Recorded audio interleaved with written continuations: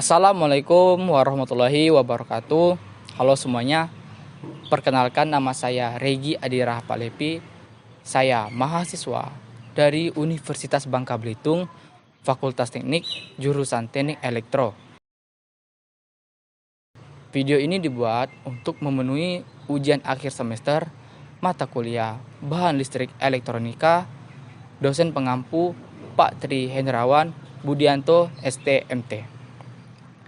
Video ini membahas tentang komponen alat elektronika yang ada di rumah kita ataupun komponen instalasi listrik. Oke, langsung saja kita membahas ke materinya.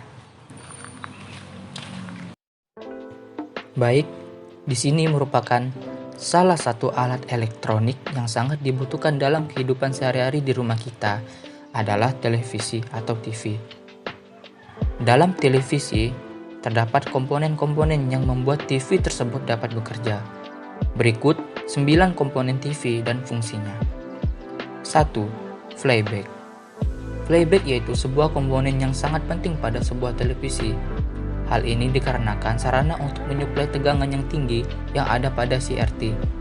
Di samping itu juga berguna untuk menyuplai beberapa tegangan-tegangan lainnya. 2. Rangkaian power supply atau catu daya. Rangkaian ini memiliki fungsi sebagai pengubah arus AC menjadi arus DC dan berikutnya akan mendistribusikan ke semua rangkaian-rangkaian. Adapun rangkaian catu daya ini terdapat garis pembatas yang berwarna putih yang terdapat pada PCB serta pada daerah yang ada pada kotak yang berwarna merah.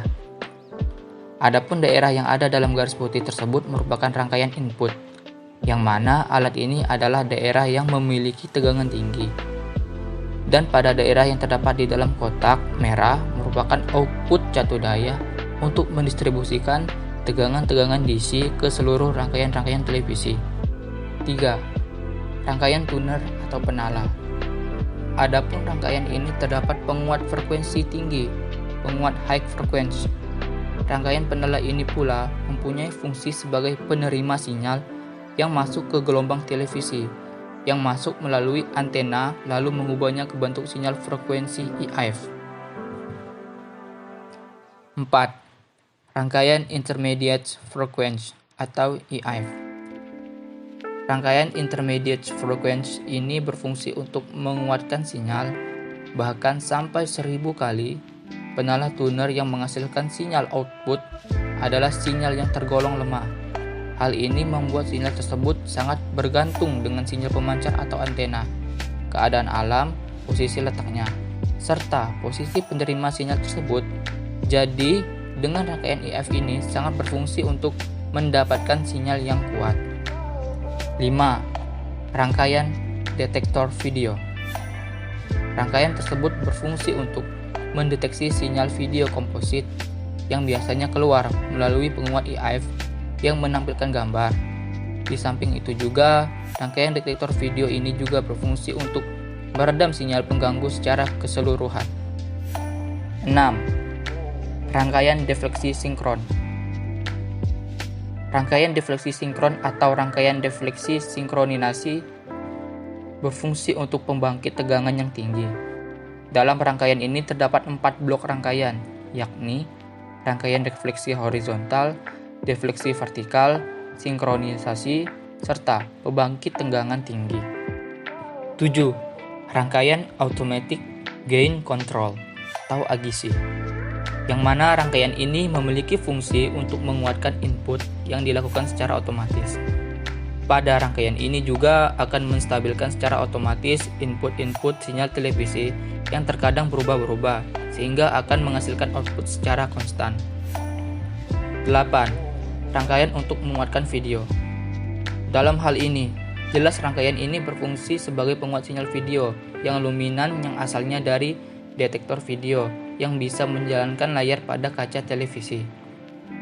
Dalam rangkaian ini, ada juga rangkaian yang disebut dengan Automatic Brightness Level (ABL), yaitu pengatur kuat cahaya secara otomatis, yang mana fungsinya untuk melindungi rangkaian-rangkaian yang bertegangan tinggi dari tegangan yang bermuatan lebih, yang mana Hal ini disebabkan oleh kuatnya cahaya yang terdapat pada layar televisi Anda. 9. Rangkaian audio. Rangkaian audio merupakan rangkaian yang menghasilkan suara, mediator frequency. Yang terdapat pada rangkaian ini akan mendeteksi sinyal yang membawa intermediate frequency, dan sinyal ini akan dipisahkan dari sinyal yang membawa gambar. Itulah penjelasan tentang komponen-komponen elektronika yang ada pada televisi. Selanjutnya, di sini merupakan kipas angin, salah satu alat elektronik yang ada di rumah saya. Baiklah, di sini saya akan menjelaskan komponen-komponen yang ada pada kipas angin. 1. Dinamo penggerak. Dinamo penggerak merupakan bagian paling utama pada mesin kipas angin. Dinamo inilah yang bertugas memutar baling-baling kipas. Dan untuk menggerakkan dinamo tersebut, dibutuhkan energi listrik yang cukup dengan dibantu oleh kapasitor. Yang kedua, kapasitor. Kapasitor pada kipas angin berfungsi sebagai penyimpan daya listrik yang digunakan ketika melakukan putaran awal dinamo mesin penggerak. Dan setelah mesin kipas angin berputar, maka kapasitor akan secara otomatis terputus dari aliran listrik. 3. Baling-baling. Baling-baling atau daun kipas merupakan bagian yang berfungsi untuk menghisap udara dari luar yang kemudian menghembuskannya kembali ke arah yang berlawanan. Baling-baling pada kipas angin pada umumnya terbuat dari bahan plastik yang ringan agar dapat berputar dengan mudah. 4. Pelindung atau teralis. Setiap kipas angin memiliki pelindung berupa kisi-kisi atau teralis yang terbuat dari kawat yang telah disusun sesuai modelnya. Fungsinya, teralis disebut yaitu untuk melindungi baling-baling agar tidak tersentuh oleh tangan ketika berputar. 5. Cover mesin. Cover mesin berfungsi sebagai pelindung dan tempat dudukan dinamo penggerak serta penutup bagian-bagian yang berada di dalamnya. Cover ini biasanya terbuat dari bahan isolator yang tahan terhadap suhu panas. Yang keenam, gearbox. Gearbox merupakan sepasang roda gigi yang dapat diatur menggunakan tuas panel. Fungsi gearbox ini adalah untuk menggerakkan arah kipas ke kiri dan ke kanan. 7. Batang penyangga. Batang penyangga merupakan bagian kipas angin yang bertugas sebagai tiang kipas angin. Penyangga ini ada yang pendek dan ada yang panjang. Dan ada juga yang dapat diatur panjang pendeknya sesuai keinginan. 8. Panel kontrol. Panel kontrol pada kipas angin berupa tombol-tombol pengatur pengoperasian mesin, seperti saklar power, tombol pengatur kecepatan putaran baling-baling, dan juga lampu indikator kipas angin. Dan yang terakhir, colokan dan kabel. Colokan dan kabel adalah bagian dari kipas angin yang berfungsi untuk menghubungkan ke sumber listrik. Colokan tersebut berupa steker yang memiliki 2 batang terminal yang ditancapkan ke stop kontak. Baiklah, itulah penjelasan mengenai kipas angin.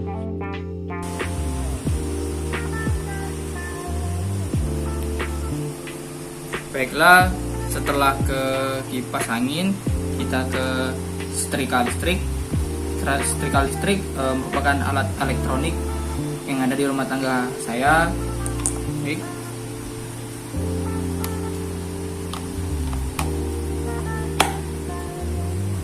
Hidupkan. Nah, setrikanya masih berfungsi dengan baik, masih menyala. Oke. Baik, di sini saya akan menjelaskan fungsi komponen yang ada pada setrika. Yang pertama, kabel. Kabel merupakan bagian setrika yang berfungsi sebagai penghantar listrik dari sumber tegangan menuju ke setrika, tepatnya ke elemen pemanas atau heater. Kabel setrika berisi kawat tembaga serabut yang dilapisi dengan isolasi berbahan karet dan bahan sejenis kain. Yang kedua, selektor switch. Selektor switch atau disebut sebagai saklar pilih merupakan bagian setrika listrik yang berfungsi sebagai saklar on dan saklar off. Selain itu, selektor switch juga berfungsi untuk memilih tingkatan panas yang diinginkan. Apabila menginginkan suhu tinggi, maka arahkan selektor switch ke arah keterangan suhu panas, sehingga selektor switch akan membuat arus listrik yang mengalir ke elemen pemanas semakin besar. 3. Lampu indikator. Lampu indikator merupakan bagian setrika listrik yang berfungsi untuk menunjukkan kondisi setrika dalam keadaan on atau off. Selain itu, lampu indikator juga berfungsi sebagai indikator yang menunjukkan setrika sedang melakukan proses pemanasan. Jika lampunya tiba-tiba mati, maka suhu elemen pemanas setrika sudah sesuai atau pas dengan suhu yang telah diatur di selektor switch. Yang keempat, elemen pemanas atau heater. Elemen pemanas atau heater merupakan bagian setrika yang berfungsi untuk mengubah energi listrik menjadi energi panas. Semakin lama arus listrik yang mengalir pada elemen pemanas, maka suhunya pun juga semakin tinggi. Maka dari itu, sebuah komponen pengatur suhu sangat berperan penting dalam menjaga suhu yang tepat. Letak elemen pemanas pada konstruksi setrika listrik berada di antara alas dan pemberat setrika. Yang kelima, pengatur suhu. Pengatur suhu merupakan bagian setrika yang berfungsi untuk menjaga suhu pada nilai suhu yang telah diatur pada selektor switch. Pengatur suhu pada setrika biasa menggunakan termostat. Prinsip kerja pengatur suhu atau termostat pada setrika listrik adalah ketika setrika belum mencapai nilai yang diinginkan, maka termostat akan mengalirkan energi listrik ke elemen pemanas sehingga suhu setrika naik. 6. Alas setrika. Alas setrika merupakan bagian dari setrika listrik yang berfungsi untuk mengkonversi energi panas pada heater sehingga menjadi pelicin pakaian. Alas setrika inilah yang menghubungkan antara heater dengan kain. Ketujuh, pemberat setrika. Pemberat setrika listrik merupakan bagian setrika yang terbuat dari logam yang seperti namanya berfungsi sebagai pemberat setrika. Kenapa harus ada pemberat? Karena dengan adanya pemberat, maka penggunaan setrika menjadi lebih baik. Dalam artian, setrika tidak begitu ringan. 8. Kap atau penutup setrika. Penutup setrika atau kap atau casing merupakan bagian setrika yang berfungsi untuk menutup dan melindungi komponen setrika lainnya, seperti heater, kawat pengantar, pemberat, dan lain-lain. Dengan adanya penutup ini, membuat setrika tampak lebih rapi dan membuat komponen di dalamnya tidak berhamburan keluar. Dan yang terakhir, tangkai pemegang. Tangkai pemegang merupakan bagian setrika listrik yang berfungsi untuk pegangan setrika. Tangkai pemegang inilah yang digenggam atau dipegang oleh tangan untuk mendorong setrika maju mundur.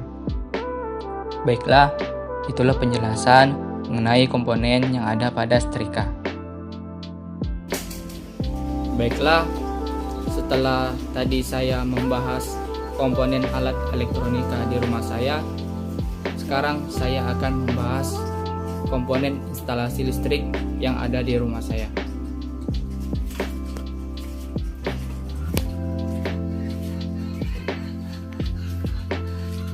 Baiklah, ini merupakan kWh meter digital. Kepanjangan kWh kilowatt hour. Nah, bisa dilihat. Baiklah, saya akan jelaskan fungsi dan komponen yang ada pada kWh meter digital. Baiklah, saya akan menjelaskan apa itu kWh meter digital.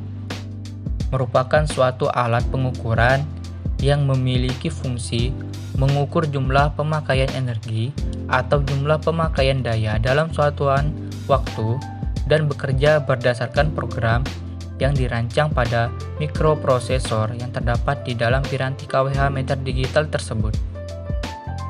Prinsip kerja kWh meter digital Meteran listrik digital memiliki bagian-bagian penting yang meliputi nameplate sebagai penunjuk meter seri, layar LED hijau dan merah, layar LCD untuk menampilkan status KWH, keypad karet untuk menginput token listrik, label wiring, terminal blok untuk menghubungkan kabel dengan meteran listrik, port MCB, terminal cover sebagai pelindung kabel. Meteran listrik digital melakukan pengukuran listrik dengan menerapkan sensor khusus. Intinya, KWH meter digital memproses input berupa sinyal analog tegangan agar menjadi sinyal digital. Setelah itu, meteran akan menghitung besaran listrik yang digunakan, kemudian data akan masuk ke bagian microcontroller. Microcontroller yang terhubung ke layar LCD menyebabkan munculnya tampilan status penggunaan daya listrik sekaligus jumlah token listrik. Tidak hanya menerima data penghitungan, microcontroller juga bertugas mengurangi saldo token listrik sesuai penggunaan.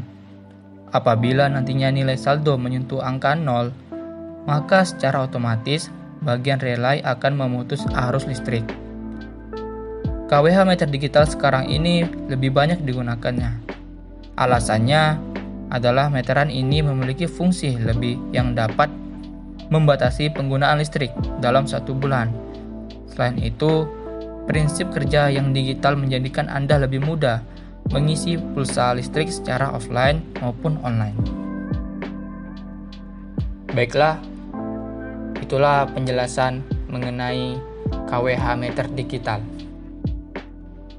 Baiklah, di sini ada saklar, stop kontak, dan juga steker. Merupakan komponen instalasi listrik yang ada di rumah saya. Baiklah, saya akan menjelaskan stop kontak dan juga komponennya. Apa itu stop kontak? Stop kontak merupakan instalasi listrik yang berfungsi sebagai penghubung antara arus listrik dengan peralatan listrik yang akan kita gunakan. Pada komponen stop kontak memiliki 3 kaki. Ada 3 elemen terminal yang saling terhubung untuk bisa mengaktifkan aliran listrik dari stop kontak ke peralatan listriknya.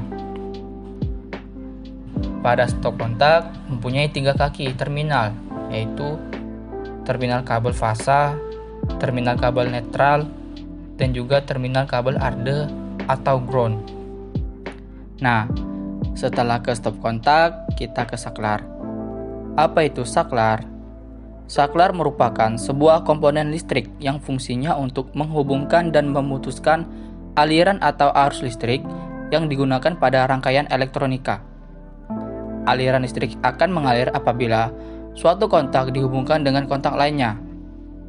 Saklar dalam bahasa Inggris atau biasa lebih dikenal dengan nama switch atau saklar listrik.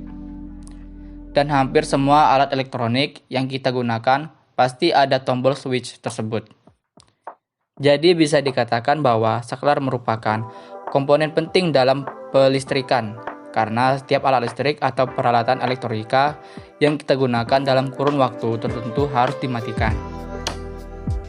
Baiklah, komponen atau bagian yang selalu ada dalam saklar yaitu tombol on atau off, rumah saklar atau pelindung saklar, baut pengikat kabel yang nantinya memberikan aliran listrik tersebut ke dalam saklar. Secara umum dapat dilihat bahwa bahan yang digunakan untuk membuat sebuah saklar adalah menggunakan plastik atau besi. Namun, lebih banyak juga lebih aman. Macam-macam komponen dari saklar listrik. Komponen apa saja yang ada di dalam rumah saklar sehingga dapat memutus dan menghubungkan aliran listrik. Mari kita perhatikan gambar berikut.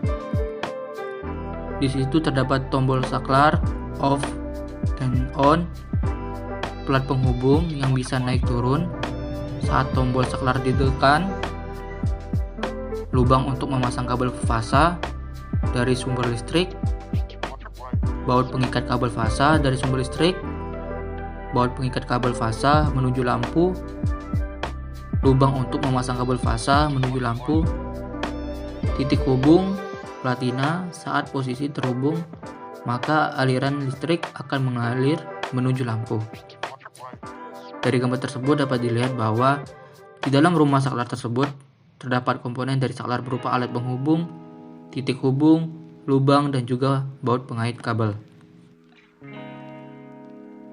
Nah, dan ini yang terakhir adalah circuit breaker standar atau pemutus sirkuit standar. Circuit breaker standar tersedia dalam dua jenis, yaitu pemutus kutub tunggal single pole breaker dan pemutus kutub ganda double pole breaker. Kedua jenis ini merupakan perangkat yang lebih sederhana yang berfungsi untuk memantau irama arus listrik yang dialirkan ke seluruh fasilitas. Perangkat ini melacak arus listrik dalam sistem perkabelan listrik, peralatan listrik, hingga outlet listrik. Breaker jenis ini juga dapat menghentikan arus listrik apabila sudah kelebihan beban untuk mencegah kabel terlalu panas. Bahaya korsleting yang terjadi umumnya disebabkan ketika kabel panas menyentuh kabel arde ataupun kabel netral. Untuk itu, penutupan arus listrik secara segera ini dapat mencegah kebakaran listrik. Berikut ini adalah perbedaan dari kedua jenis sirkuit breaker standar, single pole, dan double pole. Yang pertama, single pole breakers, yaitu pemutus listrik yang lebih umum digunakan. Melindungi satu kabel berenergi, menyuplai 120 volt ke sirkuit, menangani 15-20 ampere. Sedangkan double pole breakers memiliki dua pemutus kutub tunggal dengan mekanisme rangkaian listrik bersama, melindungi dua kabel, menyuplai 120 volt atau 240 volt ke sirkuit, dapat menangani 15-200 ampere, digunakan untuk peralatan listrik yang lebih besar.